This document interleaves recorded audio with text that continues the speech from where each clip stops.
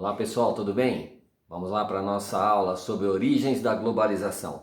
Um assunto, que corriqueiro, que cai bastante tanto no Enem quanto na FUVEST, só que nós conhecemos a globalização de uma maneira muito equivocada. Então essa aula curta será muito importante para a gente entender essas origens da globalização.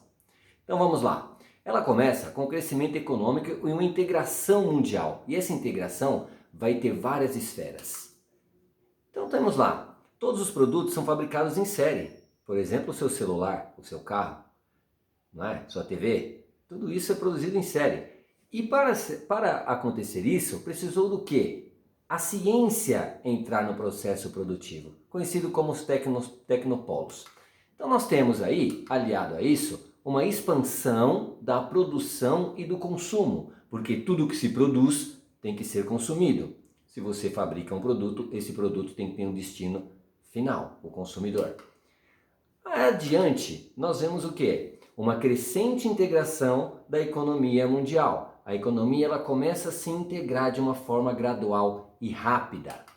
Posteriormente, nós temos mais países que vão se integrar a esse mercado mundial. Alguns países com mão de obra, outros países com tecnologia e outros países com consumo. Diante disso, nós vemos o quê? Que quanto maior o mercado, maior o lucro para aqueles que inventam produtos. Mais técnicas nessa produção, um avanço tecnológico muito grande e preços baixos. Então isso é um atrativo para essas pessoas. Bom, o início do mercado mundial. Como que ele começa? Ele começa com a integração. O mundo ele não deixa de ter o mesmo tamanho, mas ele fica menor com a velocidade da produção e com a velocidade da internet, que a gente vai ver mais para frente nos outros vídeos. Então nós temos aí um processo chamado globalização, não é? Essa globalização ela vai ter várias esferas, como já foi dito. Então nós temos aqui um fenômeno de natureza global. Então vai envolver praticamente todos os países. E como que ela é visualizada?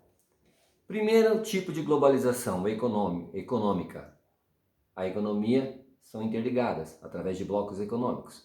A política interligada com a econômica, que vai gerar aí alguns conflitos envolvendo as potências para a troca de peças de tabuleiro. Quem acompanhou as aulas de geopolítica sabe o que nós estamos falando. Quem não acompanhou vai no nosso canal, Luiz Flávio Filé, que vai ter vários vídeos indicando essa troca de tabuleiros. A social, a desigualdade que existe entre as pessoas e entre os países. E a desigualdade dentro de países e dentro de cidades. E a globalização cultural. Somando todos esses fatores, nós vamos ter uma integração mundial mais recorrente. E essa integração ela vem desde a época das grandes navegações. E ela sempre foi se aprimorando até que nós chegamos no intercâmbio de técnicas e culturas. Outro passo super interessante é entender o desenvolvimento tecnológico que teve durante os anos, as revoluções industriais. Nós tivemos a primeira, a segunda, a terceira e hoje estamos na quarta revolução industrial, a internet das coisas. Mas vamos relembrar rapidinho. Primeiro ciclo da inovação tecnológica, ela veio com o ciclo da água, ciclo hidráulico, aonde a indústria têxtil era muito forte. Depois nós tivemos o ciclo do carvão, que aí veio a navegação a vapor, o início das ferrovias e a siderurgia. Depois o ciclo do petróleo, a eletricidade, o uso do petróleo nos automóveis, a telefonia, a química. Posteriormente, a energia, o ciclo da eletrônica, os aviões, os eletrônicos, a petroquímica e o ciclo da informática, software, hardware, novas mídias, biotecnologia e hoje, 2020, nós estamos na quarta revolução industrial. Isso era uma máquina, né? Um tear mecânico em 1900.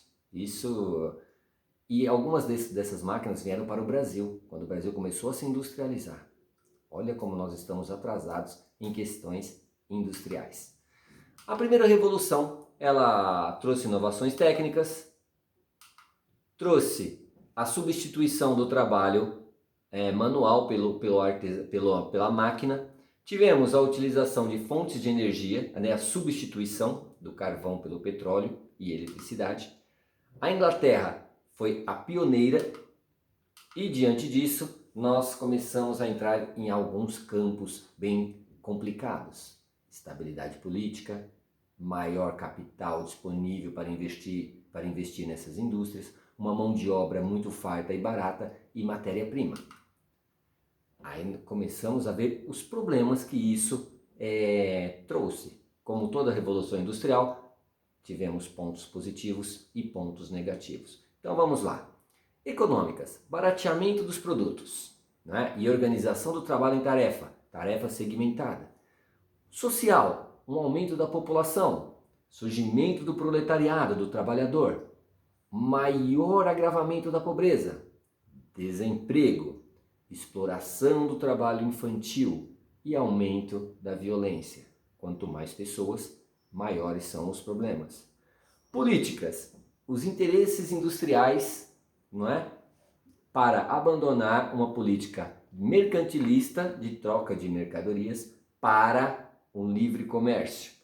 E outro, já começa os trabalhadores se organizarem em sindicatos. Para a parte da geografia, a paisagem, houve uma mudança muito grande, com um grande fluxo de pessoas, conhecido como êxodo rural, uma concentração urbana. E isso traz um problema muito grande para as cidades vão ficar inchadas. Outro grande fator predominante foi a segunda revolução industrial. E aí nós temos que entender o seguinte: a intensificação do ritmo nas fábricas foram aumentadas. Uma execução de tarefa em tempo cronometrado. Você tinha um tempo específico para fazer aquela tarefa. A fixação do trabalhador em um único posto de serviço, não é? Então ele era um trabalhador alienado. E, por fim, a separação do trabalho intelectual do trabalho manual. Siga a gente no nosso YouTube, Luiz Flávio Filé. Siga nas redes sociais também, Luiz Flávio Filé. Teremos muito prazer em estar passando para vocês o conhecimento e o que pode ou não cair no Enem e na FUVEST. Muito obrigado e continue seguindo a gente. Daqui a pouco teremos mais vídeos para vocês. Valeu!